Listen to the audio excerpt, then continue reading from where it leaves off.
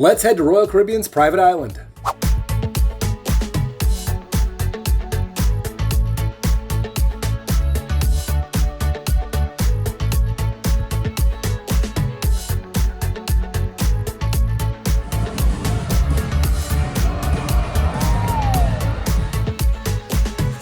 Hey there, MamFam, and welcome back to our sailing aboard Royal Caribbean's Utopia of the Seas, and today we are at their private island, Coco Cay. Royal Caribbean describes this as having a perfect day at Coco Cay. Key. See, that's where I think it's K because it rhymes with the thing. I agree. I mean, Anyway, right. Yeah. I haven't been here in like 10 years, and I hear it's massive. It is. So let's go explore. Yeah. But first, coffee always. Yeah, always. We've got our room service breakfast here, a little light before we go to the island, but this is really cool actually. This is the refill boat. It's like gas, like going to the gas station for the cruise ship, but I've never seen that before. That's awesome. Anyway, Alan, put out your pipe. You can't smoke out here with the refill boat. Oh, sorry. Once again, last night we set out our door hang tag before the cutoff hour of 3 a.m. And now we have our croissant and coffee that we're going to be enjoying right out here on our porch before heading off to Coco Cay. Is it Key or K? You know, it's hard to tell. We know it's Castaway Cay, and it's spelled the same way here. Coco Cay? I feel like people say Coco Cay. Well, we'll just go with whatever the majority is. Coco Cay. I like... Oh no. Well, let's fuel up and then we'll head out and figure it out. Now, because sand and electronics do not work together, Molly is doing a little jig, we are not going to be taking our... Oh.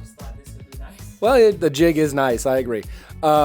We are not going to be taking our big camera to the beach with us today. We will be filming on our phones, so apologies in advance for any difference in audio quality. Let's go! This is very exciting. Oh, hit that button. I noticed that the Harmony of the Seas, much like the Utopia of the Seas, has yellow lifeboats. Now, Alan, you may not know this, but they used to have to be orange. Did they? Yeah. Oh. Why? Why? Well, it was thought that orange was the best color to see if it was floating in the ocean. Interesting. So why yellow? Oh my gosh, I'm so glad you asked, Alan. Well, it turns out when Disney Cruise Line launched in the 90s, they wanted their ships to be Mickey's iconic color palette, and so they proved that yellow, matching Mickey's shoes, could be just as effective as orange, and now every cruise line in the world can use yellow if they want to. Wow. That's so exciting for all the cruises and their boats. I've never heard that before. Ever. That's brand new information for me. I know. I'm so glad that you and all of our wonderful viewers could learn that for the first time right now. Also note, to get off the ship, you don't need your passport, but you do need your sea pass. They put a little flyer out in all the rooms with everything you need to bring, and the sea pass was most important. They would not let you get off the ship without it. So hold tight to that while you're on board or on the island. Also note, they let us know that if you have a drink package or an internet package, both of those things will continue to work on the island, which I think is nice, particularly the internet package, because that's not the same at Castaway, and I find it like hard to try and figure out what time the characters are going to meet if the app won't load because no internet. But now I have the internet, which leads me to my next point. Royal Caribbean should have a meet and greet with that monkey. And we are getting our first look at the island where we have our water park. I'm overstimulated. That is the common refrain. The fact that there's 2 cruise ships right here, and this one looks as big as our ship, which means there's like 12,000 people that could get off the island right now is blowing my mind. Yeah, I think these are both Oasis class. Correct me if I'm wrong in the comments, but yeah, it's huge. God. Now look at how it extends in both directions.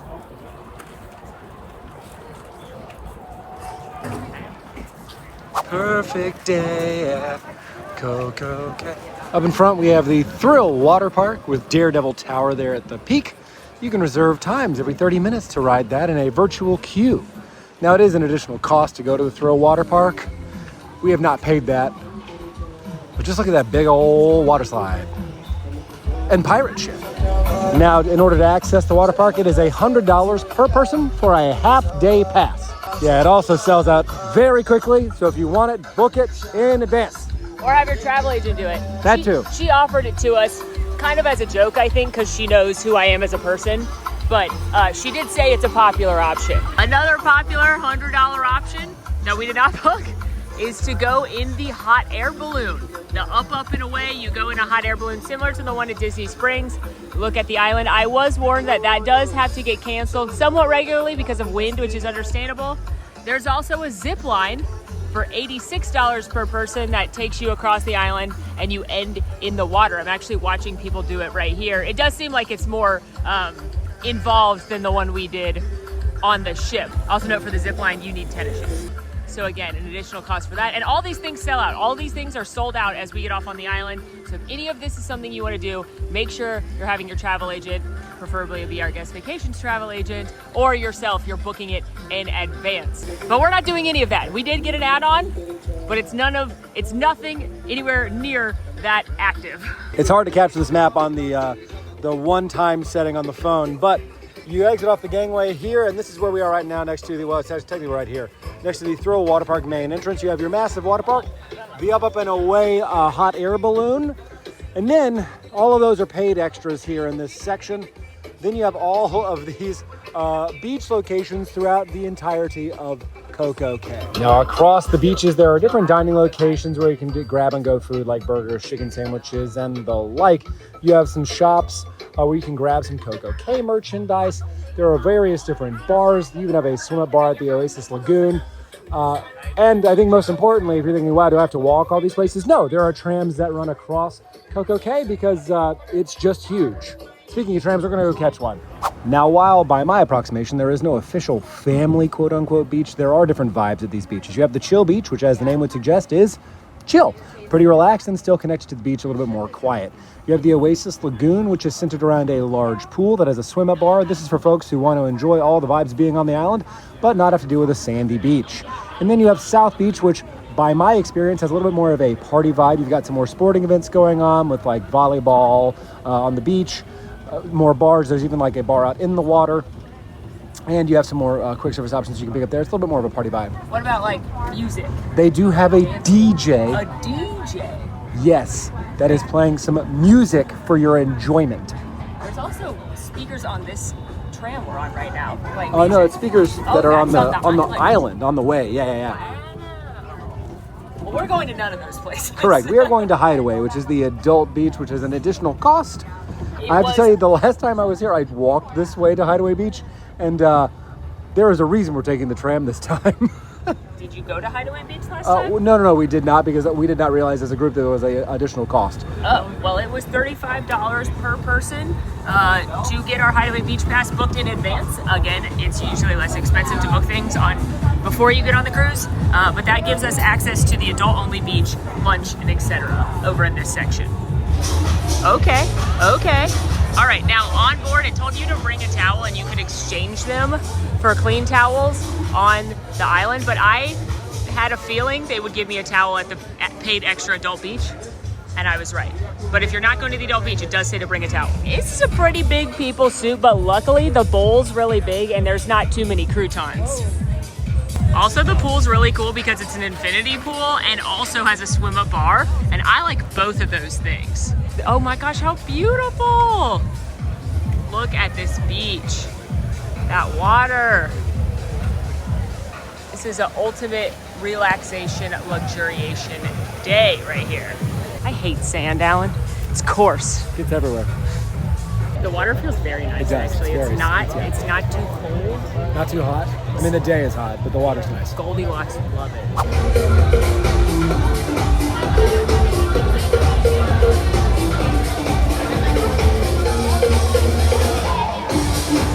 Alan, yes. Look right there at that sign. Do you see the flag? Uh-huh. Do you see how it's bluish purple? Uh-huh. Do you see what that means? No hazard. What does it say? No. I know you don't understand colors. Yeah, what's it say? It matches presence of marine life. I'm now on the lookout. Alan, these seagulls are just waiting to pounce. I'm not afraid to say it. I hate them. Oh, seagulls are a nightmare. They are ruthless. Oh my God, he heard us. He heard us. That was a warning shot. That was a warning shot. We're just kidding. We love you. You guys. I'm not kidding. I still hate you. You guys are great. You're the worst. It's him. Attack him. I will punch you out of the sky. And here we have the influencer. She is spending her time, because it has been noted that there is indeed marine life present. She is making homemade binoculars so that she might search for any marine life. Her goal, one would assume, is to locate a shark. We will remain motionless as she continues to pan across the horizon in search for her quarry. It is incredible that one would come to such a scenic... Do you have the Harry Potter audiobook? Lovely time in the swim up pool area. That was fun. And now we're headed to go eat. To my understanding, much like on other cruise lines, the adult beach has the same stuff, but also some like zhuzhed up options. So we're gonna scope out lunch. There's another bar out here too. And here's the food section. What do we got? What do we got? Okay, we have a burger, including a signature burger. So I have had the crispy chicken sandwich before. It is very good. Okay. The Hideaway crispy chicken will be named, based on what I'm reading, yeah. It will be named differently for every one of the beaches that you go to, but it is the same thing. Okay, so we've got coconut shrimp, fish sandwich, chicken sandwich, burgers, hot dogs, mozzarella sticks. I've had them, they're very tasty. Oh, we're getting mozzarella. They're effectively like a frozen TGI Fridays mozzarella I literally sticks, don't care. Give me them. One thing I want to note is the dining here is only open 11 to 3, but you can be on the island till I believe 5. So just keep in mind it closes a little bit earlier than the island itself. Hey Alan, did you see there's funnel cake? All right, here's our little haul. Alan has gone off to get waters for us and condiments, and I am here to defend the food against these little freaking cuties. I'm see you. All right, so we've gotten one of the Hideaway cheeseburger, which has come fully loaded, but there is a toppings bar if you want to add anything. You can also just get it plain and go add the toppings yourself. Also, one of the chicken sandwiches, which is a fried chicken patty with some basil, mayonnaise, and lettuce and tomato, as well as we've gotten some coconut shrimp and some mozzarella sticks. All right, chicken sandwich.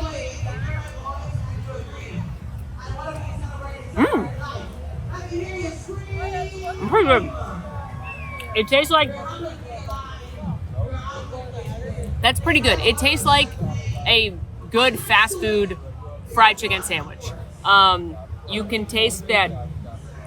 I love the pickle on there to add a little bit of tang. The veg is fresh. The bun's actually pretty good. It's not, a gourmet fried chicken sandwich. I think the one Alan had last night at a sit-down restaurant is better, but for like a on-the-beach quick sandwich, it's pretty good. Cheers.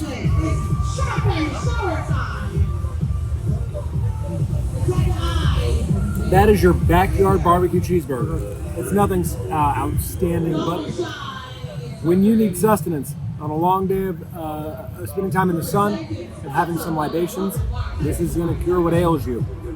Obviously, I will be reviewing the cheese steak.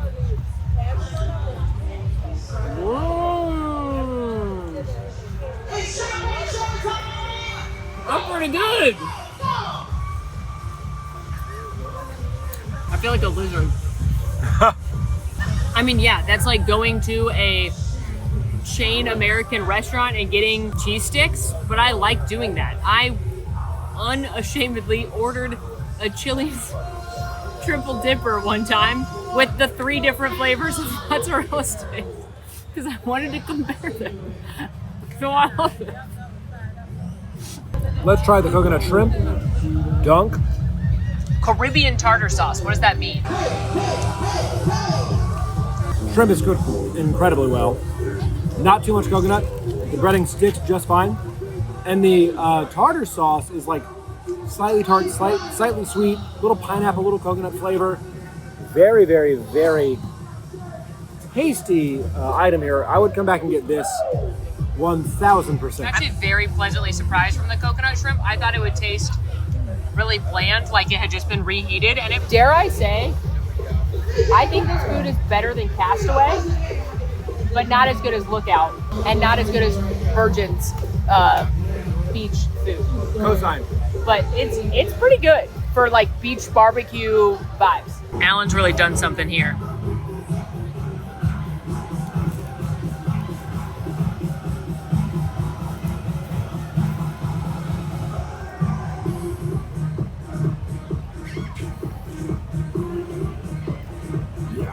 Okay, I'm back to get dessert. They've got cookies, brownies, and funnel cakes. But I've seen people with soft serve, so I'm trying to make a concoction. Oh yeah.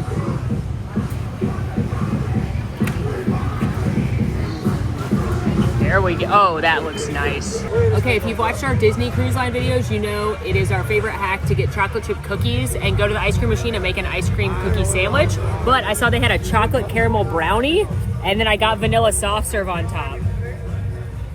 That is a very rich brownie. So the vanilla actually is cutting it up a little bit, because it is like dead. It's real chocolate. It is.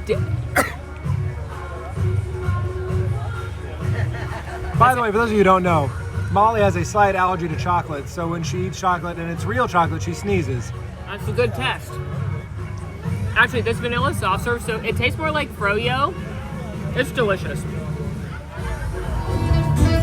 We're continuing to explore the Hideaway Beach, and up here in this covered bar area, another bar, there's tons of seating. I don't know what this game is. What's this game? It's like shuffleboard, but small. And then there's this band that's crushing right now.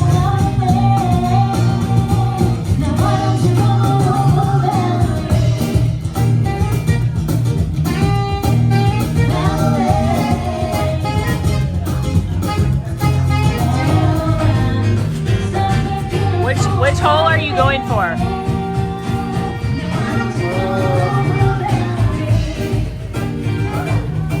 You have one chance to make each hole. Are you going for one?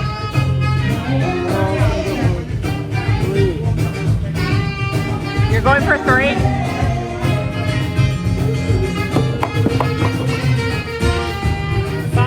Five, okay. Very methodical.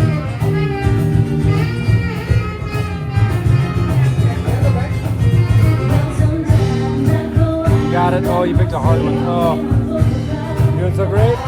No! Good try. Unfortunately, it's starting to spit. So we are headed back to the ship because I'd rather be trapped on the ship if it's raining I do agree with that. than on an island. And this is a friendly reminder of what it's like to visit the Caribbean or Florida during the summer.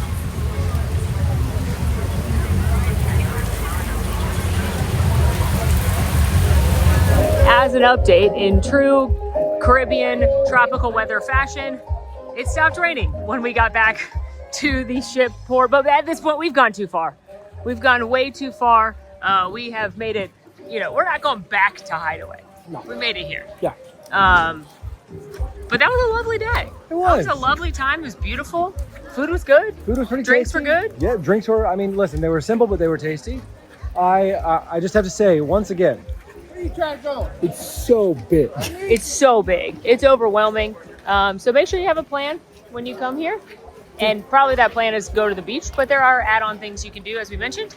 If they're of interest to your family, then obviously check them out. For us, the add-on that we wanted was the exclusive beach. And it was great. So now we're headed back onto the Utopia, and I think maybe a trip to the thermal suite is in order. I also do want to point out that there is this long gangway right here, but there are trams going to the ships directly to the main drop-off point right here. So if you have someone in your party that can't walk this long distance, it's not very long. It's like a 3-minute walk maybe, but still, if this is going to be of concern, they got you covered.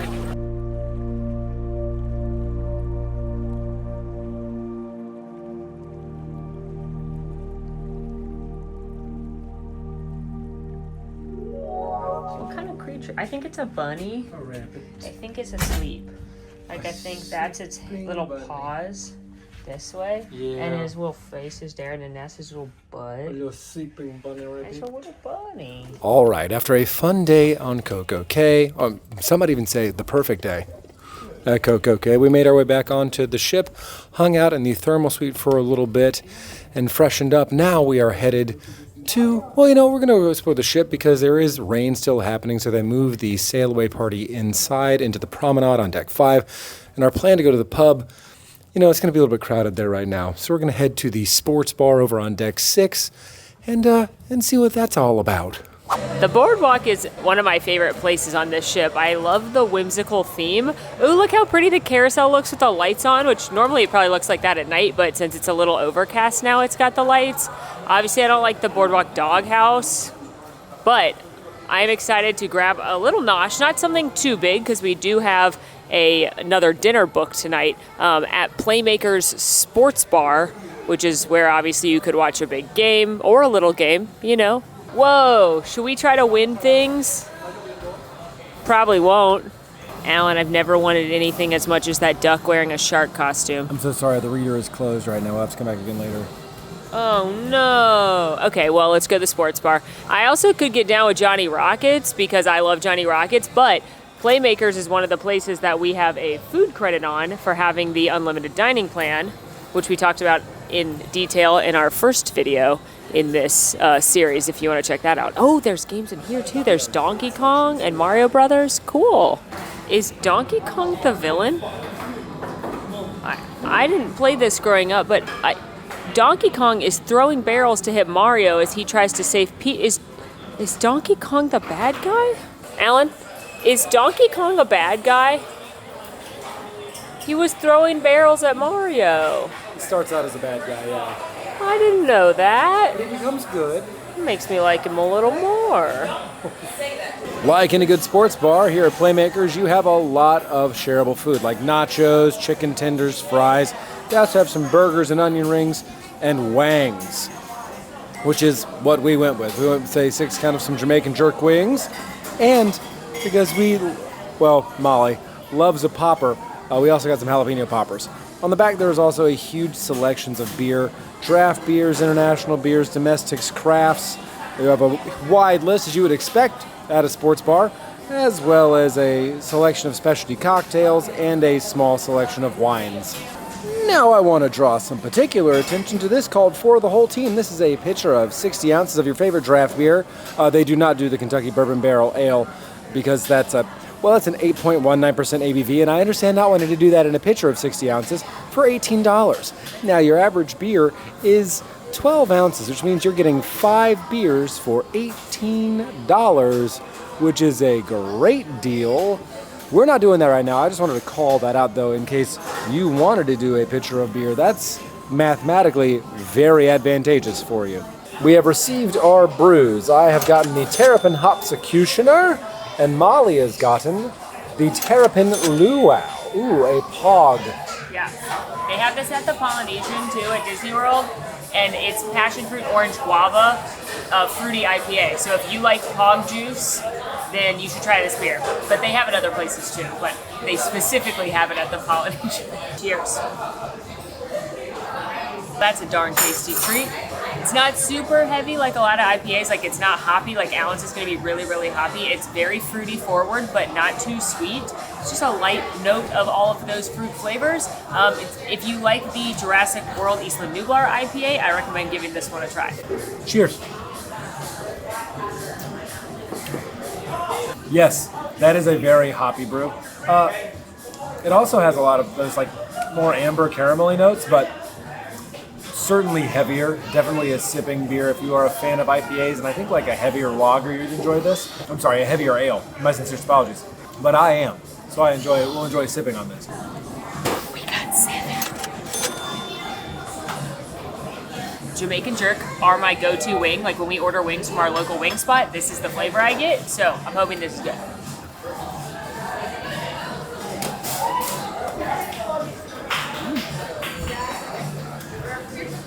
Those are pretty good.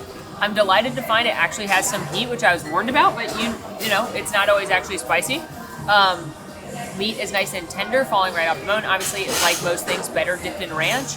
That Jamaican jerk has a little bit of sweetness to it, but then it also has distinct spices like coriander and garlic and pepper, and it's delicious. And while these aren't the best wings I've ever had in my life, they're pretty good for standard sports bar wings. Un paper. What is this sauce? It was like a Thai chili, like some kind of Thai spicy chili? sauce or something.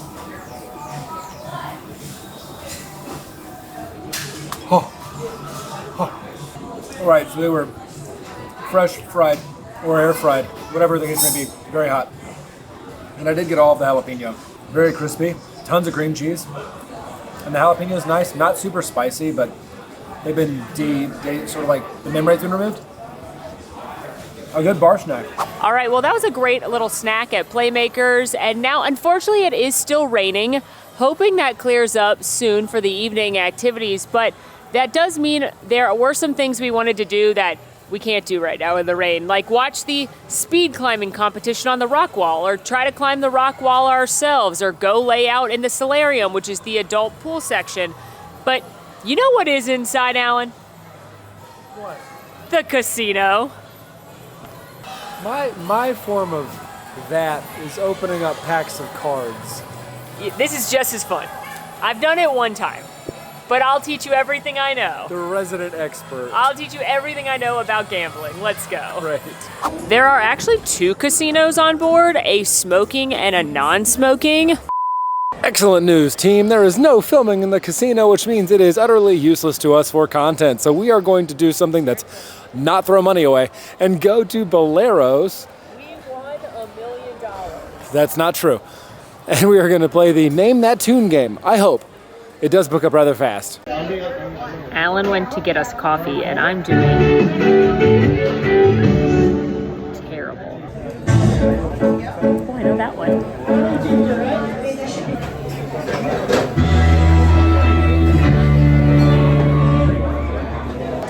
Because of the movie Wild America. Wild. Steppenwolf.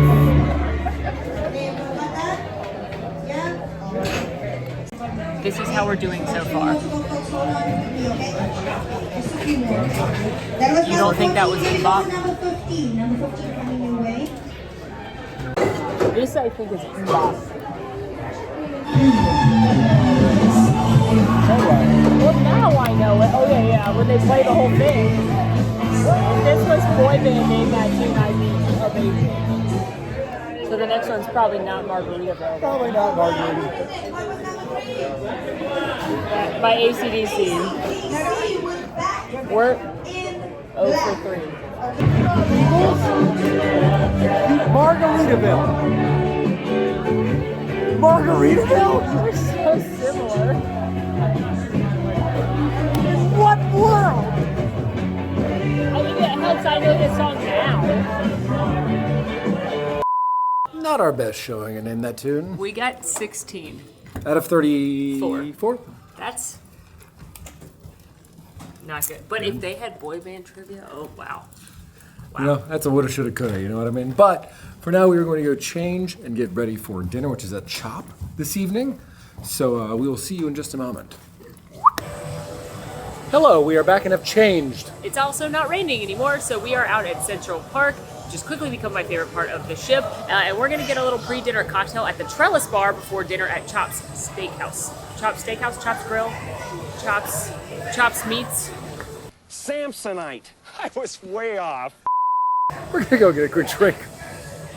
Taking a look at the menu here.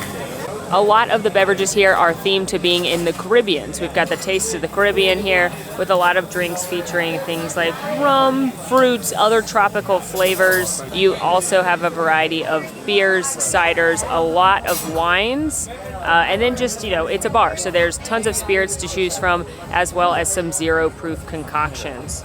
We are both opting for off the menu, just kind of classic cocktails, keeping it simple tonight. Don't want anything too over the top before we go have dinner. But just know there are servers around here that are going to the different tables around Central Park, and it has turned into a beautiful night for a cocktail. All right, here you are, dear. Gin tonic for you. Vodka martini up with a lemon twist for me. I learned how to say all those words on Disney Cruise Line. Thanks to the cocktail classes and the bartenders. I know how to order a drink now. Cheers.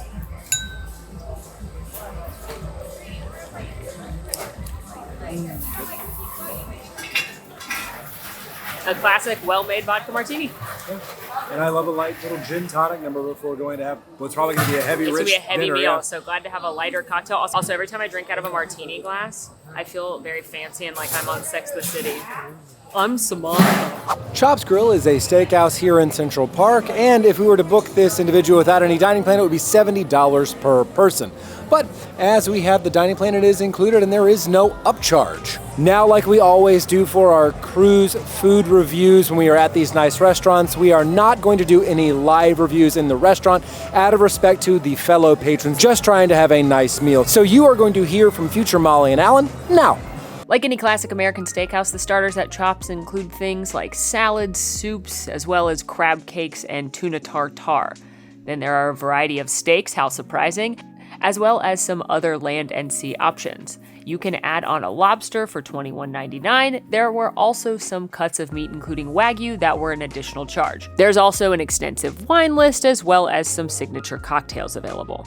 Lastly, like many steakhouses, the sides are all meant to be shared. Our server Birdie was very insistent that we try as much food as possible, suggesting we both get 2 appetizers as well as multiple shareable sides for the table. There were 2 options of bread provided. You had an onion bread, which Birdie informed us was made with yellow onion, and then a pretzel bread. I sampled the onion bread, which had a nice but light onion flavor, was cooked quite well, and I enjoyed pairing it with butter, a very good bread to start. For my starters, I went with the pan-seared crab cake with a chipotle aioli and fresh herbs. This was an okay crab cake, I've got to be honest, it was not my favorite. If I were to rate it against the crab cakes I've had in my life, it is pretty average, although the star here was the chipotle aioli. It added a little smokiness and spice to the dish, which helped offset some of the fishiness of the cake. I also had the wedge salad. This is made with iceberg lettuce, blue cheese crumbles, and some smoked bacon. This was a classic wedge. The blue cheese had very big chunks of blue cheese, so you've got to be a fan of that to enjoy this salad. I am, so I very much did. The smoky bacon did add a nice counterpart to help break up some of the richness of the cheese. I quite enjoyed this. I started with the crispy goat cheese salad, which is a fried goat cheese wedge atop green apples, candied walnuts, cranberries, red onion, and balsamic dressing. And honestly, this is one of the best salads I've ever had in my life. I loved the crispy goat cheese. It fried to perfection, nice creamy, dreamy, tangy goat cheese when you broke in there. And it contrasted perfectly with the crunchy walnuts, the sweetness of the craisins, the little tartness from the apples. This was fantastic. I wish this was available more places on this ship. I also have been looking forward to trying the wild mushroom soup for weeks, which is scented with white truffle oil and chives, and this was a creamy, dreamy mushroom delight. I will say the mushrooms themselves weren't super flavorful, but the actual soup was fantastic. Obviously, you have to like the earthy flavor of mushrooms, which I do. Little distinctness from the truffle oil. This was a great soup to start. Knowing we were gonna share, I opted for the grilled branzino as my entree. This was served with sauteed spinach, olive oil, a grilled lemon, and sea salt. I've never had branzino, so I wasn't sure what to expect, but it came skin on, so I was a little nervous, I'm not gonna lie, but actually, it was quite good. It was a very light, flaky white fish. The grilled skin had a fantastic texture. I will say, as I kept getting into the fish, it was a little dry on the inside, but overall, it was a very nice, light dish to counteract the rich sides and Alan's steak. And after much cajoling, I was convinced by Birdie to go with the 9-ounce filet mignon. I had initially walked in wanting the 6-ounce, but he said I had to have something more. And you know what? I was inclined to believe him. The steak was cooked perfectly medium rare, incredibly tender, a great char on the outside, and it came with 3 sauces. There was a béarnaise, a green peppercorn, and a red wine reduction. Now, in order, my favorite was the red wine reduction, followed by the béarnaise, and ending with the green peppercorn. Now for those shareable sides, we got the Gruyere cheese tater tots, made and filled with creme fraiche and horseradish, the grilled jumbo asparagus topped with sea salt and lemon, and the sauteed mushrooms with demi-glace and thyme. I sampled the mushrooms, which went incredibly well with my steak. It was a little earthy coming from those mushrooms, and then the herbaceousness of the thyme. I thought they were sauteed very well. The asparagus was asparagus. It was cooked well, it tasted good, but there wasn't anything extraordinary about it. Unlike the tater tots, which were basically just fried balls of mashed potatoes. I didn't taste a lot of horseradish, but there was a ton of creamy, dreamy Gruyere cheese in there. So basically imagine really good cheesy mashed potatoes that have been fried. These were phenomenal. Speaking of phenomenal, I really liked the artwork in this restaurant, and I feel as though it's kind of the vibe I bring to the function. After dinner, we were offered some dessert, and they've got classics like chocolate cake, apple pie a la mode, as well as some boozy coffees if you're interested. We went for not boozy coffee, which was far better than the room service coffee, as well as I went for the cheesecake. This is New York style cheesecake with fresh raspberries and a lemon confit. It was fantastic. Nothing super unique, but it was creamy, it was dreamy, and it was a very well done cheesecake. And for my dessert, I picked up the key lime meringue pie with a graham cracker crust. And I will say, much like the mason jar redeemed fried chicken for the Utopia of the Seas, so has Chopped redeemed the key lime pie for this ship. It was incredible with a towering meringue that lightened up this already quite light and tart key lime pie. And the graham cracker crust was delectable and rich. I very much enjoyed this. Now, it certainly wasn't a Key West key lime pie, but you know what is? It was very good though.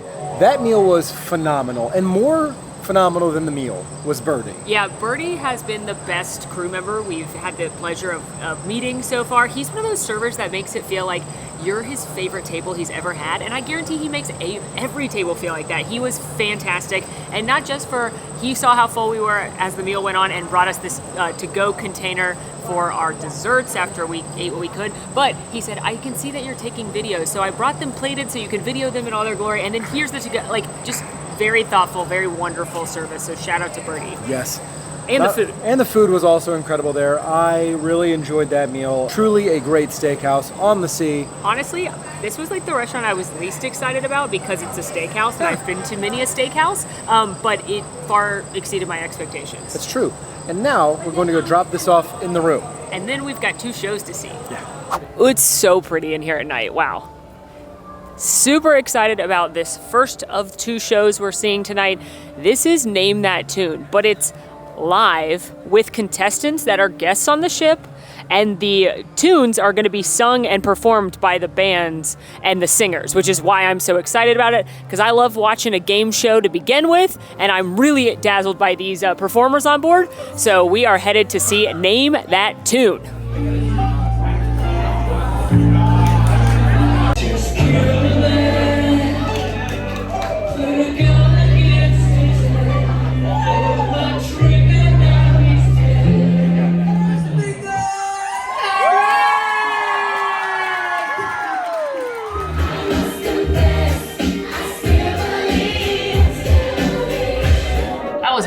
Game. For starters, the cruise director, when he made the announcement about it today, said live music and performers, and I thought that meant the band and performers, but it meant a DJ, which is fine. And I the just performers had were my guests. brain, I had my brain wrong. And 2, it's a very slow-paced game. True. We probably could have done twice as many songs if we didn't have to chat in between each thing, which is like just a pet peeve of mine. You know, that's a show I watched. But you know what? Not everything's for everyone, and That's that's true. okay. And I like some of the other game shows better. And apparently, what we're about to see is like the greatest thing on the sea. It's close. Next up, we are headed back to the boardwalk to see Aqua 82. Now, this is a free-to-view show, but you need reservations in order to get a seat because it is very popular. So shout out to our travel agent for booking that for us. This show, you know, I've thought of different ways to describe this for quite some time, but all I can tell you is that it is truly a display of athleticism and diving from all different varying heights of this cruise ship into a very small body of water. It is a very itty-bitty pool, and I am just consistently amazed throughout this show, not only by the athleticism of the divers, but also of the production of the moving stage, both in the pool and outside of it. And I am thrilled for Molly to be able to see it. I can't wait. Let's get to it.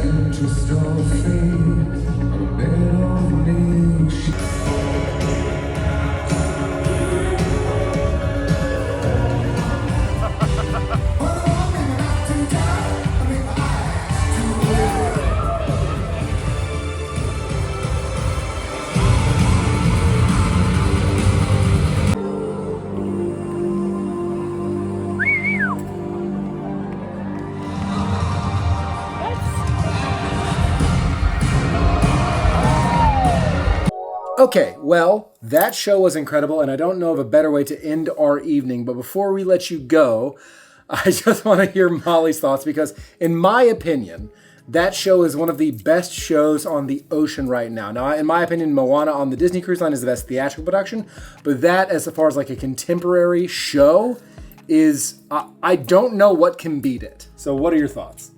Okay, first of all, I had heard from many people, Alan included, that this show's amazing. So I expected to be dazzled by jumping off high things into bodies of water. Correct. But what I did not expect was like a beautiful contemporary dance in the middle. I didn't expect to get I got teary at one point because there was this beautiful dance. It was like 2 men and 1 woman, and she was so strong. And like, it was so beautiful. I got teary because humans are often terrible, but then sometimes you see things that you're like, humans are so cool. And it was so beautiful. And it was to that song that Ross and Rachel have a moment to in Friends. And but it was just so amazing. And I was in awe of just humans in that moment and how graceful and stunning and strong they were. And like, the music was, I didn't know it was an 80s music thing either. So I was just like, the sound, I honestly can't, my brain doesn't know what to think because it was Yeah, it took wow. me. So we saw this when I first saw it on like the second day of the cruise, and it took me the rest of the cruise to process it. In fact, we like analyzed it, but it's just a beautiful amazing show. If you go on a Royal Caribbean ship that has this show, because other ones in this class also have this show, it is a top priority. You need to see it. It is probably the best thing I've done on this ship. And as Alan said, there's nothing we could do that's better than that tonight. So we are headed, I think, to bed. Yeah. What else is there? I've already seen the peak of humanity. I need to lay down. Yeah. I didn't even do anything and I need to lay down. But we are going to leave you here.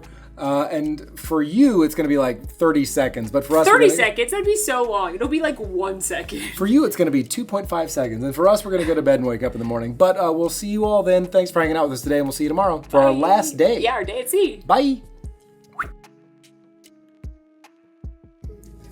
Hello and good morning, MamFam. It is our 4th and final day aboard the ship, and it is our day at sea. We are starting the day with something so fun called Sip Tour Brunch. This is an add-on brunch with bottomless mimosas, but that's not even the coolest part. The coolest part is that we get to tour the Galley and see how this cruise ship operates and prepares food for nearly 6,000 people. And as former cast members that worked and saw how Disney World operates, and I'm always fascinated by the operation of Disney Cruise Line and other, like, just how does it function? I cannot wait for this experience. Now, naturally, because we are going into backstage areas, no cameras are allowed. So we're going to be leaving this camera in the room. However, we will bring our phones to capture the brunch, anything they're allowing us to capture, and we will make sure to share all of that with you. Couple other notes about the brunch. This is an add-on experience. It was a $35 cost to be added on pre-cruise, so that was the price. We'll see, but it feels like it's pretty reasonable. Additionally, no open-toed shoes, so we both have on closed-toed shoes right now, and no skirts or shorts are specifically instructed, so I have on pants. And I have on jeans. Pants. Jeans pants? Jeans are pants. All jeans are pants, but, well, that's not true. Jean shorts. I wore them yesterday. Anyway, I've got on pants, which feels weird to be on a cruise ship in jeans, but that's not the point. The point is, we're going now. Yeah. Bye. Okay, we had a little welcome bevy, and now we're headed back into the Galley. That was so cool. That was awesome. Okay, more champagne. Okay, well, that was fascinating. That was so much fun. I think definitely worth the $35 that we paid for it. Starting from the beginning, we were checked in, sorted into smaller groups, and then we headed with Dexter into the Galley, which is the kitchen. Yes, and from there we got to explore a lot of very specific stations, but one key emphasis was made throughout, and that is the safety of all, not only the crew, but the precautions they're taking for us as guests, and then two, the volume. The volume of food is unbelievable. We got to see everything from the fridges, housing like all of the prepped stuff for room service breakfasts. We saw the soup and sauce station where we learned that on one night, this is, by the way, this is just the Galley for the main dining room. There's a galley for every restaurant on all of the floors. Including the buffet. So this is just for the Galley. For this main dining room, which is, they told us that they serve 4,000 gallons of French onion soup a night. That's nuts. That's 2,500 bowls. That's so much soup. So much soup. Not only that, we learned that per day, per day. You're looking at about 20 to 30,000 eggs being used. And these are real eggs, and that's across the ship. That's across the ship, but that's for everything from scrambled eggs to omelets to eggs Benedict to using eggs in pastries and desserts and pasta. I mean, like 30,000 eggs is Gaston would be just delighted. They also told us that all of the meat, produce, everything is all from the US, and all of it, just like at a restaurant, gets checked by the chefs when it's being brought on board to make sure it is of the quality that they desire. And I think one of the most fascinating things is about how, like, my brain always goes to how do you schedule and forecast for ordering what you need for all of your cruises. And they keep counts of all the items that are ordered. These are done automatically. They used to be done manually of all the different items ordered. So that way, this ship is going to help inform the next cruise ordering amounts for all the items that they're ordering, because he goes, well, we know our audience. It's mostly Americans, and based on what you all are cruising now, you're going to help us inform what we're ordering next time. Which is steak, by the way. He specifically said Americans eat a lot of steak. Steak, burgers, things like that. Caesar salad. Yeah. I also found it interesting that the way they get rid of a lot of the rubbish and things like cans get pressed down into a big cube and sold, things like plastics, any broken dishes. They told us that one glass costs $3.95 and they break on average 500 across the ship a day.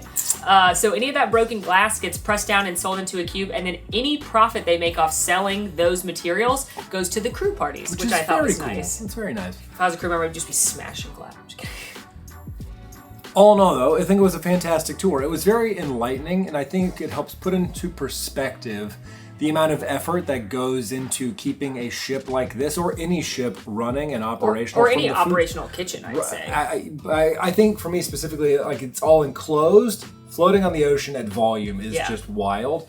And gives you a unique appreciation for it. I think if you are at all interested in operational things like this, I would highly recommend this experience. And then we had a lovely brunch, which again was bottomless champagne or mimosas or coffee, whatever you'd like to drink. And then they had a 3-course menu we could choose from. One of the appetizers, like a super salad, a good mix of breakfast and lunch items on the entrees, and then a couple of desserts. We started with my favorite bread service of the cruise because it included some cheesy buns that were quite tasty, especially as I ripped them up and used them as croutons in my soup. For the appetizer, we picked up the creamy wild mushroom soup with chives and a white truffle oil. This was less truffly than Molly's soup that she had at Chops, but it was also creamier. I really enjoyed it. A really nice earthy flavor and a light bit of truffle on the back end of the palate.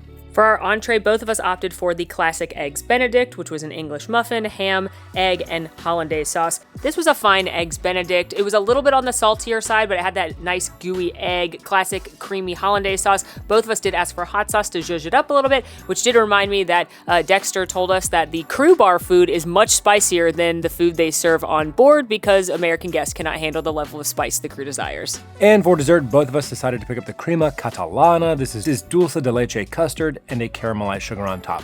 Imagine a Spanish version of a creme brulee. This was fine. I think it had a little more cinnamon than what you get in a normal creme brulee. I think my biggest complaint is that it didn't seem to have set yet. But again, it was endless flowing sparkling wine and the conversation was great, so I think this product was well worth the $35 pre-booked cost. All right, well, after our delightful brunch experience, we are headed to the solarium. The solarium is at the forward of the ship and is the adult section of the ship. I personally love the solarium because it is sort of it feels a little bit like greenhouse-esque in terms of the way that you have this patterned geometric window above you all the way throughout. It has its own dedicated bars, lounge sections, and eatery. It is a peak spot for the adults in your party to luxuriate. Now, if you are with people under 18 or you're looking for a little bit rowdier vibe, they are definitely partying out on the pool deck, playing lots of music. There are multiple water slides you can go on, a fun-looking kids' play area. So there's a little bit something for everyone, but I am very much enjoying this kind of calmer vibe, although I really hate these hot tubs that look like people aquariums. It's worse than people soup. But it's beautiful here, and I do think it's really nice that they have the Solarium Bistro, which serves a lot of the same stuff as the Windjammer Buffet, but adults only. And so now we're just gonna vibe here for a little bit until our next activity. One last thing I wanna note, you are gonna need your Sea Pass to check out towels, because if you don't return them, they charge you $25. So make sure when you wanna get a towel, you've got your card. Alan, what podcast are you listening to? Well, use your hand. I mean, I was listening to ours. I have to review it. Yeah, I have to review it. I have to review the episodes. I was putting stuff on our Instagram stories, but I'm listening to my favorite podcast, Too Scary to Watch. One of the many lounges slash bar locations on the ship, and one of the last spots for us to visit is the Bell and Barley, and we are headed there because there is some pub trivia now. And as much as I do love luxuriating in the solarium, I also love answering really obscure trivia questions. I'm not saying I'm good at it, I'm just saying I enjoy doing it. So that's what we're going to do now. Let's get into it. Now, the Bell and Barley is a British pub, and amongst plenty of, well, standard pub fare you're going to find on the menu, there is also a create your own gin and tonic section of the menu. Now, I'm not normally much of a gin drinker, but when in the Bell and Barley, I suppose, we both went for the build your own G&T because it's fun and whimsical and we love whimsy. Alan went for the Botanist Gin with the elderflower tonic. I went, at Alan's suggestion, because I don't know what I'm doing here, the Beef Eater Pink, which is a strawberry flavored gin, and the sparkling grapefruit tonic. So let's try these and hope they help us at trivia. Botanist is my preferred gin. Very floral, plus the elderflower tonic, adding more floral elements to it. No, very, very good combination, my preferred. I think it's a good entry level, like I want to graduate to a more traditional G&T. I like that it's pink. That is so refreshing, and if you had served me this, no planet would I have guessed that it's a gin drink. I would have thought it was vodka. If you're like me, you assume a gin and tonic is like a gross wedding drink with like subpar cheap gin and cheap tonic water, and it tastes like drinking a Christmas tree. That's not for me, but this is fruity and refreshing, and I will drink this again. We go to history. Who was the first president of the United States? Christopher That's the Jackson. Next question.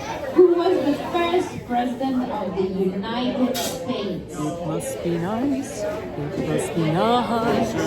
Good to have Chris Jackson on your side. Those are the lyrics. Which animal poos in a square shape? Yeah, but which animal has square-shaped poo? Everybody. Which animal? Square-shaped poo. An owl is pellets. Yeah, they poo in squares. Like a Goats. It's a pellet too. Thank you. Is the main ingredient in beer?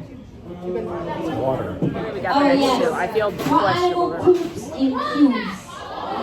A wombat is correct. How do you know that, That's a fun fact. I'm gonna remember that. You know what? I'm gonna remember that. I bet Max would know that. You're right. Funny that I Butthole was wrong. Number 13. What is the main ingredient in beer? Barley. Alan's about to actually. That's actually Alan's not actually. true. That's actually not Alan's true. like well It's actually. not true. It's not true. It's She's actually gonna not say true. water. It's happening. There's a debate. We're gonna Google it after. And wombats buttholes. Barley. Allegedly, we got that wrong. You know what? Allegedly, we were. Alan's googling maybe go on Incognito mode. Wombats butthole. They're very expensive. They're very important. You got all of them. Water. Correct. And then the bonus question. I knew it. Water. The one about the two movies. Water. The two books. Water. All right, well, after a good but not good enough performance at trivia, we find ourselves back on the pool deck where it has unfortunately started raining again. We're here working and trying to showcase as much of the ship as possible, so it's not as much of a bummer for us as it is. I do feel bad when you come on a trip like this and then it rains a lot and that kind of damages your outdoor fun times. But they haven't closed stuff because there's clearly not lighting in the area, so the slides and everything and the pools are still open. But what's nice is there's so much to do on this ship, even stuff we haven't explored yet. So there's still a lot you could be doing. We are exploring one of the last food places we haven't gone to yet because of ABE, always be eating when you're on a cruise ship. And we are headed right now to this little food truck style quick service venue called the Spare Tire. And it's got a variety of grab and go things, including what they call, I believe, tornadoes, which are essentially taquitos. We really sort of did a one of everything approach here where we got the Chipotle chicken sandwich, which is chicken salad, the Mediterranean wrap, and then there are 3 different tornadoes. These are effectively Taquitos. If I'm understanding correctly, we each grabbed a ranchero and beef, or ranchero beef and cheese, and then also there's a pepperoni one. So Well, cheers it'll to be a this. mystery. I got a pepperoni. I like ranchero beef and cheese. I'm pretty good. I love it. Yeah. Don't bite that one yet. I want to take a picture of it. Don't worry. This might be the best food on the ship. Might be the best food on the ship. Listen, it's doing the job. It's a fried shell with a bunch of cheese and some marinara sauce in there. Oh, pepperoni? I love this. How's that one? It has similar like red sauce, like an enchilada sauce, shredded chicken, some beans. Very tasty with the exterior shell. Molly is a big fan. Pretty tasty. Listen, if you like Taco Bell, which I do, you're gonna love these bad boys. Either one is the best thing I've ever eaten, but when you've been drinking out in the sun, it's probably the best thing you've ever eaten. Okay, and here's the Mediterranean wrap, which looks to be a spinach wrap with lettuce, feta, onion, pepper, some kind of dressing, mostly lettuce though.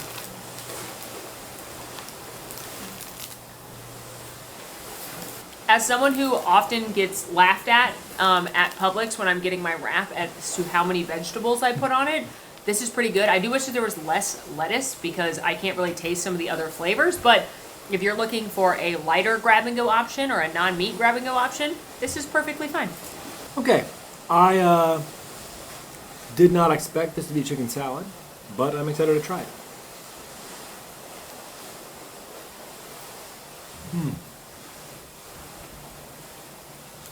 You know, that is some darn good chicken salad. Ooh, I love chicken salad. And listen, I've been to a restaurant that has made their entire business off of subtle racism and chicken salad. And It's subtle sexism. You're right, subtle sexism, I'm sorry. And chicken salad.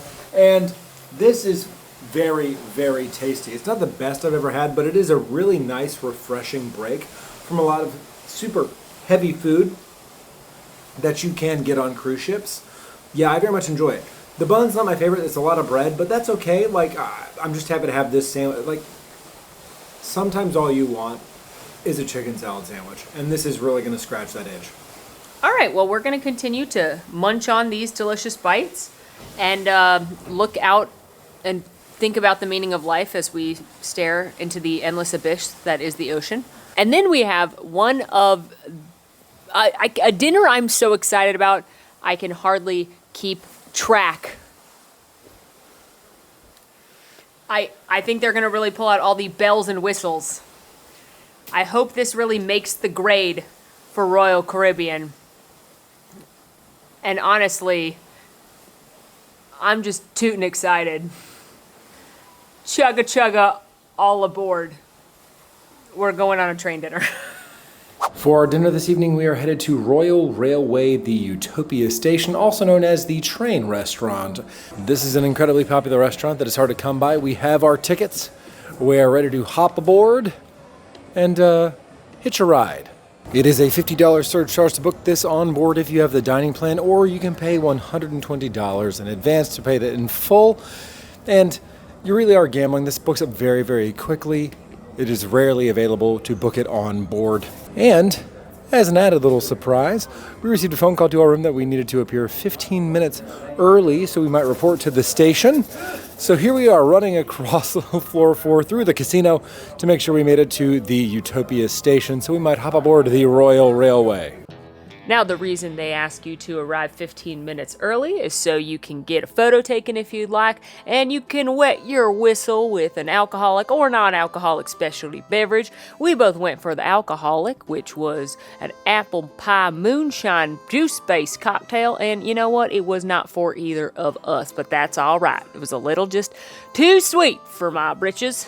For your britches? This is how they talk the whole time, so I'm just keeping a character. Okay. We then entered the train car, which was nicely themed, and got our seat. It was then that the conductor asked us not to take any video during the presentation, but photos were allowed, so you'll be seeing those from here on out with our voices. Now, throughout the evening, a variety of characters have come through. They let us know that the triplets of terror, that's a Halloween Horror Nights house, but close enough, were on the loose, and we needed to protect the Marshal's locked case from them, which they then hid behind me, and rightly so chose me as the deputy to watch out over it. Each of us I'm gonna drop the accent. Oh, wow. Each passenger was given a map of the region as well as a menu, which starts with the outlaw bread cart, then your choice of appetizer with things like the fart and dart baked beans and golden chicken nuggets, entrees like a baked river trout or first class lobster salad, and there were 2 desserts, the Royal Railway, the Royal Railway, and there are 2 desserts, the Royal Railway. And there are 2 desserts, the Royal Railway Cigar and the Denver Gold Bar. And while there is a full bar cart, there is also some specialty cocktails, wine, beer, and soft drinks. And out of nothing short of pure curiosity, we had to try the Sarsaparilla Old Fashioned. We had to try? We had to know. We both wanted to try it. Yeah, equally, an equal amount. I knew I wouldn't like it because it's made with Woodford Reserve bourbon, sarsaparilla syrup, root beer bitters, and sweet vanilla foam. But I had to do it. And as predicted, I did not like it. I did not care for it. It was very sweet, cloyingly so, and it had a lot of that. The sarsaparilla flavor was incredibly pungent, but even more so than that was like the cream flavor. Honestly, as the deputy, I will be arresting whoever called this an old-fashioned. As far as the bread service goes, I tried the blue cheese pretzel with the caramelized onion butter, and it was very, very blue cheesy, but I did enjoy the pretzel. But I think this might actually be my favorite bread service that I have had while on the Utopia of the Seas. The caramelized onion butter had that deep oniony taste, a little bit of nuttiness coming from that caramelization. I really enjoyed this. I tried the multi-grain bread with the cheesy pimento dip, and this was also quite tasty. It flavored like it had everything but the bagel seasoning on the bread, and then a little zesty, a little bit spicy pimento cheese dip. I agree with Alan that this has been the best bread service we've had on board the ship. The train. Now from here on out, you'll notice that we decided to make faces based upon how we were feeling about the food we were eating because we could not take video. And it begins with the Old West Empanada Trio that I had. This is house-made crusts stuffed with Cajun chicken, tangy barbecued pulled pork, and a savory, tender vegetable filling. I, in order, enjoyed this with the tangy barbecue pulled pork the most, followed by the Cajun chicken, and then ending with the tender vegetable filling. Just because the tangy barbecue pulled pork was very tender pulled pork, they did have a nice tangy sauce. The Cajun chicken was seasoned just fine. I wish it had had more of that Cajun seasoning. It was sort of bland. And then the savory tender vegetable filling was as advertised. It wasn't anything that was sort of over the moon. What I enjoyed the most was the crust on the exterior. Nice, light, flaky, delicious empanada crust. And I had Soapy Smith's corn chowder. Who is Soapy Smith? I'll never know. This was a blended sweet corn and cream topped with salsa verde. What? The accent. I didn't think I was. I'm just reading it. This was blended sweet corn. I'm not even meaning to anymore. This is blended sweet corn. How am I doing an accent, Alan? I don't even hear it. I don't hear nothing. This was blended sweet corn and... Stop laughing! This was blended sweet corn and cream topped with salsa verde and spiced chili oil and served with crispy cayenne dusted crackers. At first, I was not a big fan of this, but then I got a little bit of the spiced chili oil and salsa verde, and it was actually pretty good and had some heat. I really liked the crispy cayenne crackers. I crumbled those up and tossed them in there. Overall, this was a very delicious soup, which makes it 3 for 3 as far as soups as I've had on board. Soupses. Keep it in. Maybe I should do that. Overall, I really enjoyed this, which makes Royal Caribbean 3 for 3 as far as soups go I've had on board. For my main, I had the braised short ribs. These are smoky braised beef short ribs with a twice cooked cream potato, bouquet of baby vegetables, tender bean medley, and a bourbon au jus pour over. The short ribs themselves were a little bit fattier than I would normally like my short ribs to be, but they were very, very tender and they had a nice smoky flavor. They were also moist and not at all dry. One thing I wish I had was more of that bourbon au jus pour over because it added a little bit more delicate sweetness to the dish, and I quickly mopped it up with all of the meat that I had. The twice baked potatoes were fine. I wish they had a little bit more seasoning, like salt and pepper added to the mix, but as they were nice and silky smooth and very buttery. I think for me, based upon the other dishes I saw served around the train car and Molly's upcoming dish, I would get this again. And I went for the roasted poussin, which is a spring chicken served whole, roasted with pancetta and herbs, buttery baby vegetables, crisp skillet potatoes, and a fragrant au jus. This was average. It was not dry like I was expecting it to be, but it didn't have a ton of flavor. I was a little let down by that, especially having good flavor and a little bit of heat in the previous two dishes. What I did really enjoy was the crisp skillet potatoes. They were buttery and delicious, and the top was nice and crispy. I could have used a whole new serving of those, but I wouldn't get the chicken again. Now, throughout the meal, the scenery outside of you keeps changing. There's interaction between the characters, and we're not going to spoil the whole story for you, but what I will say is at one point, the treasure inside the Marshal's case was revealed, and I don't know what I was expecting, but it was certainly not an iced-out Royal Caribbean necklace, and I think Alan enjoyed it even more than I did. For my dessert, I had the Denver Gold Bar. This is layers of vanilla cake, coconut, and sweet raspberry jam, topped with gold flakes and Moscato rhubarb sorbet. I did enjoy the vanilla cake. It was very moist and sweet, had good vanilla flavor. There was tons of coconut, so you do need to be a coconut fan to enjoy this cake. And I have to say, the most surprising part was the Moscato rhubarb sorbet, which had a nice tang to it and was not very sweet. I enjoyed that rhubarb flavor. And for my dessert, along with a cup of coffee, I picked up the Royal Railway cigar. This is a hand-rolled milk chocolate cigar stuffed with sweet cream and served with house-made dulce de leche ice cream. This was actually fantastic. Not only was it adorable and themed, they even had some ash under the cigar, but it was made with real chocolate, nice sweet cream that actually had some crumbles in it inside the cigar, and the dulce de leche ice cream was housed in hardened chocolate that you had to crack open to get the ice cream. This was a delightful surprise because it was cute and themed, but also simple in flavors. Well, what a time we had. Now, it is very important that they made me the deputy, and that was absolutely the right call, I would have said. You know, if there's someone there that should be law enforcement, it's this girl right here. Yep. It's true. That was a fun show. It was awesome. It was a full 75 minutes, a truly dinner theater. Yeah, I actually thought the screens were better than, I thought they were better quality than I was expecting. The show was fun. The food was better than the main dining room, but not as good as the rest of the food we've had on board for the dinners. I agree with that. Alan was titillated by the Marshall's necklace. I loved it. Do you think that was worth $120? No. I think the experience was fun. I think the food was fine. But not me, you know, I understand why it's $120. It's very exclusive. There are very few seats, and I know it books up quickly because it is so popular, because it's so fun. But do I think it's worth $120 sort of objectively? No. It is fun. I think if you do it and you're into that kind of thing, if like dinner theater and cheesy stuff with bad dad jokes about the Wild West appeal to you, I don't think you're going to be disappointed in it. I just think it's a lot of money, especially when you start adding it up per person. If you've got a family of four, that's quite a hefty chunk of galleons and gold and loot. And I'm not. What? I'm the sheriff. It's fine. Everything I say is law. That's not how law enforcement works. Isn't it? So, you know, I think if you like dinner theater, if you love trains, if this is kind of your thing, you're going to have a good time. But, you know, if you're looking for the best meal on board, that money could be spent elsewhere. Yeah. For our last night's entertainment, we are headed to see Utopia, which is a ice skating show? ? I've heard this is very good and that the performers are incredibly talented, so super excited to see this, especially after coming off of last night's water show. What I will say is this, just like the water show, should be reserved in the app in advance to guarantee you a spot. However, there weren't any spots available, so we are going to try our luck with the standby line, head there about 30 minutes before showtime, and hope we get lucky.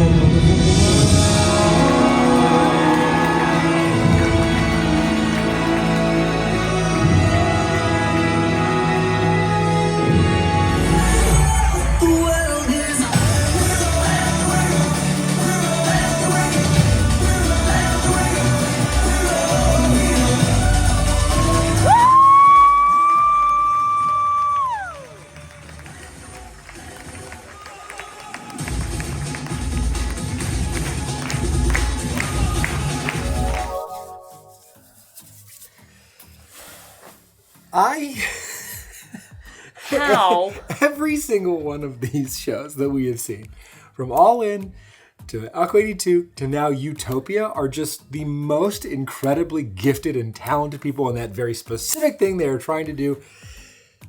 And it's just so wild. I mean, okay. First of all, before we even get into the ice skating, close enough. Welcome back, Epcot chair guy. Yeah, welcome back. Because he was about to touch the ceiling. My anxiety's through the roof when they do things like that. Yes. And then the other thing I want to talk about that has nothing to do with the talent on the stage, I did not expect the Sugar Rush Racers to come out in these like wonderfully avant-garde, derelict style outfits. No, Alan, which one was your favorite? Was it popcorn? No, I like gummy bears. Oh, gummy bear was very good. Popcorn. Popcorn, the Milk Duds purse? Fantastic, fabulous. And the third thing I'm going to say, besides the ice skating, once again, the production quality of these shows is so high. The way they were using the ice and projecting on the ice to make it like follow the dancers and skaters with a trail, or like turn it into something that it wasn't, turn it into a road, it was so cool just the way they projected on the ice. And then, of course, the incredibly talented acrobatic performers in front of us. On top of the amazing production value used throughout these shows, regardless of what venue, then you just got really talented people doing what they're really good at very well. I have read and been told that these are actual champions. Like, these are ice skating champions, and those were diving champions last night, which makes sense because, holy moly. Pretty good. But pretty good. That was incredible, and what I think is amazing about Royal shows overall is like the mass appeal of them, because I don't care, everyone in the audience was dazzled. From every kids were like standing up and cheering. This is one of the things that I've loved the most on the ship, and I think that any of these productions we've seen, especially the Aqua 82 and Utopia, I think anyone that's on these ships should go see them because they are so fun. Yeah. Okay, well that brings us to an end of our time on the Utopia of the Seas, so let's talk about it. Starting with the food. The quick service locations were all quite good and I enjoyed visiting them. Yeah, I thought the pizza was pretty good. I loved that it was open late. I really enjoyed that taquito thing today. The sandwiches the first day were pretty good. However, the main dining room, the non-upcharge included food was frankly not very good. It is a huge volume restaurant, as we saw today in the Galley, and it tastes like a huge volume restaurant. I also think that the fact that it doesn't change every night, that you're eating in the same location every night is, not my personal favorite thing. If I look at all the three cruise lines that we have covered for Mammoth Club, that is Virgin, Disney, and now Royal, as far as main dining goes, so you included dining, Royal Caribbean is going to be my personal least favorite of the three. Mine too. For the record, Virgin's number one. Correct. As far as included food. Yes, as far as included food, I agree. I will also say the restaurants where we had to pay the upcharge restaurants to go as part of our dining package were all very good. The food quality there was awesome. My personal favorite was Izumi Hibachi. Yeah, that was fantastic. Chops was also very good.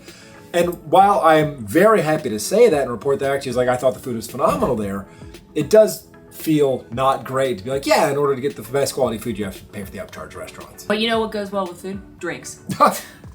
What a transition. It's a professional segue right there, friends. Hey, you nailed it. Thank you. First of all, the variety of lounges is incredible on board. We didn't even get to all the lounges, and boy, did we try our hardest. But there is something for every type of drink you want to drink. There is every kind of vibe you might want from a cocktail lounge. So if you enjoy a libation or just the atmosphere of sitting in somewhere like that, you are going to find something you enjoy.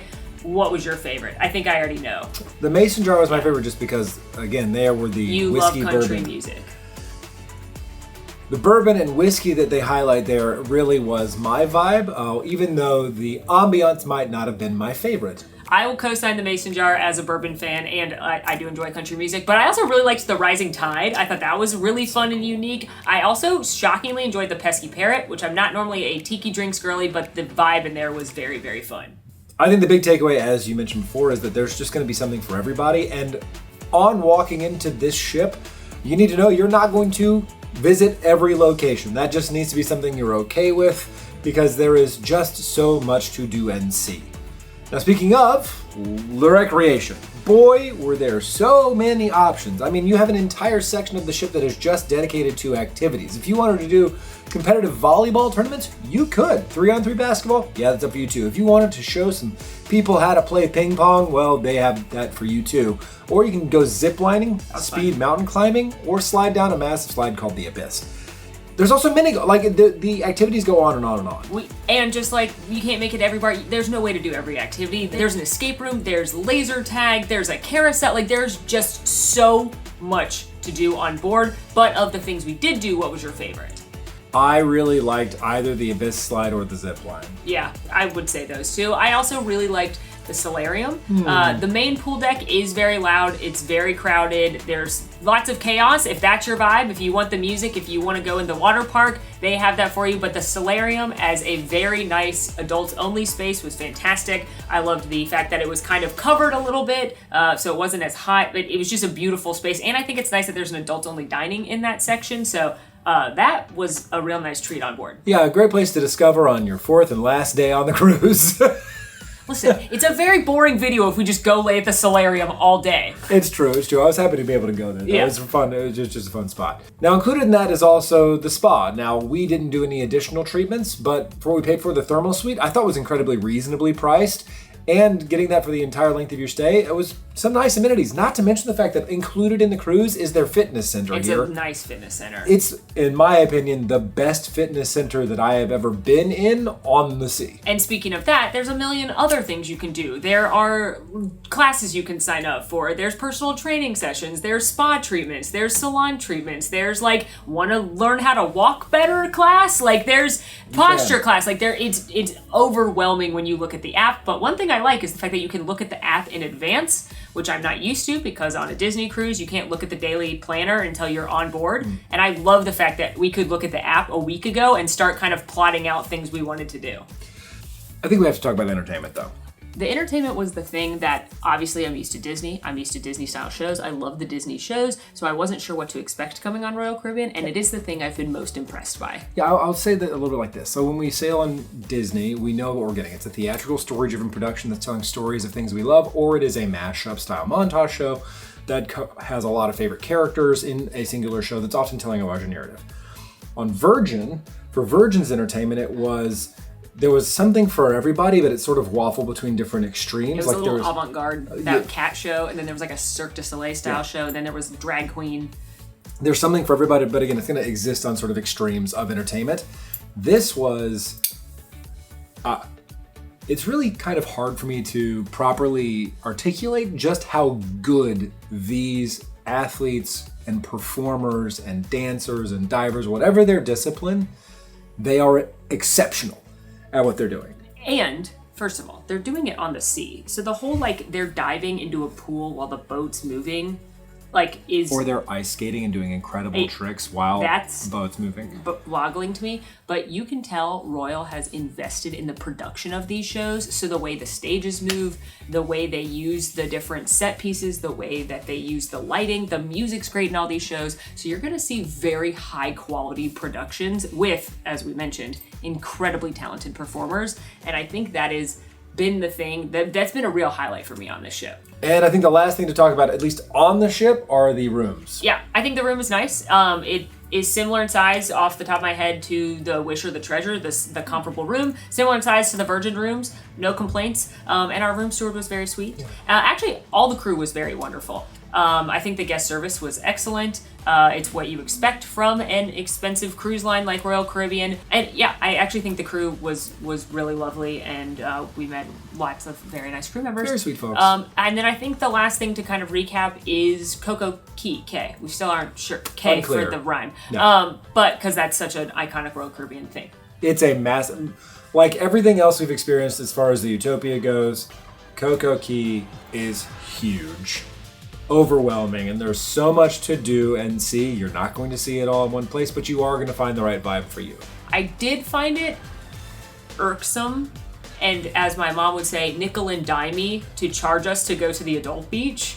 I think that I understand I could have gone to any of the other beaches, and those are not an upcharge, but as adults that want to go to the adult beach with that vibe, I think it's not my favorite thing that it would cost $35 to get access to the adult area.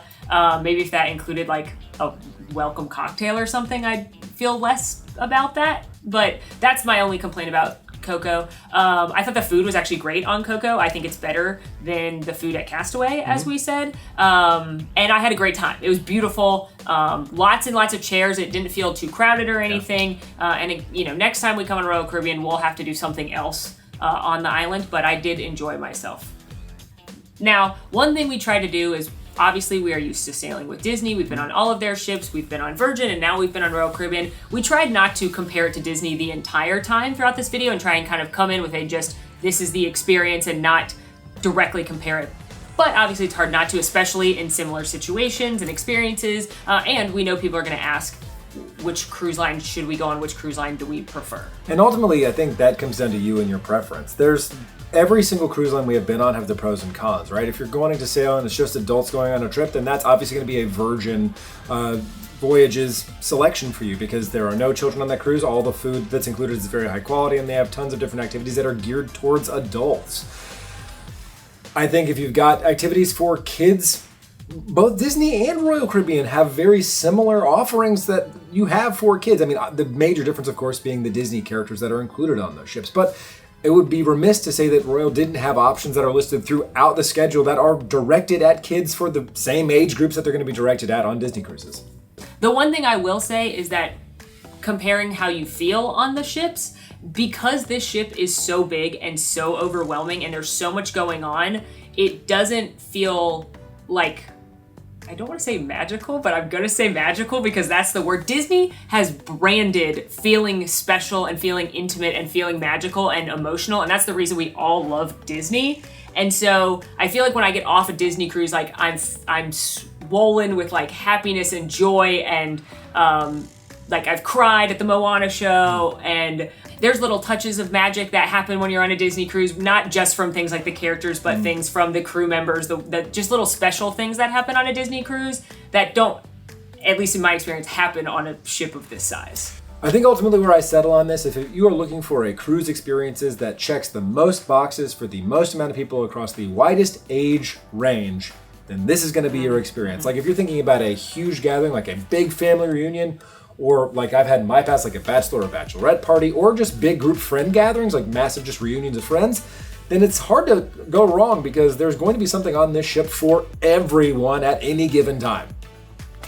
I will end though by saying we are planning a cruise with our friends, not for content next year, and we told them we'd report back if we should do Royal or Virgin, and our friends who really prioritize eating and drinking and laying out, and they're not a real recreation heavy, activity heavy kind of group, we're gonna recommend Virgin. But like Alan said, if you have a group of people that want to be up doing the zipline and mini golf and also eating and also drinking and also playing trivia and also this, that, and the other. It's an important notation for our friend group. We are all child-free millennials. Yeah, that is a good point. But if, like you said, if you want something for everyone, this is a great product. And I will absolutely sail on Royal Caribbean again. 100%. I'm looking forward to trying some of their other ships. I've heard great things about other ships, other classes of ships, other itineraries. So I absolutely would sail again. It's tough for me. The last thing I'll say about Royal is like, this ship is massive. The Utopia, the Oasis class ships are huge. So it's hard for me to even wrap my head around the fact that the Icon and the Star are bigger. We're gonna need like a 2-week cruise. I just, so like, I'm so fascinated and I want to see that product just because I think that's, I already felt overwhelmed on this ship, so I don't even know how I'd feel walking through those. And the final thing I will say in regards to the comparison game, whilst our cruise that we are on right now just so happened to the week we could go was on the more expensive end and it was comparable to a Disney cruise, I understand that oftentimes Royal Caribbean sailings are less expensive. Disney tends to be on the pricier end for cruises.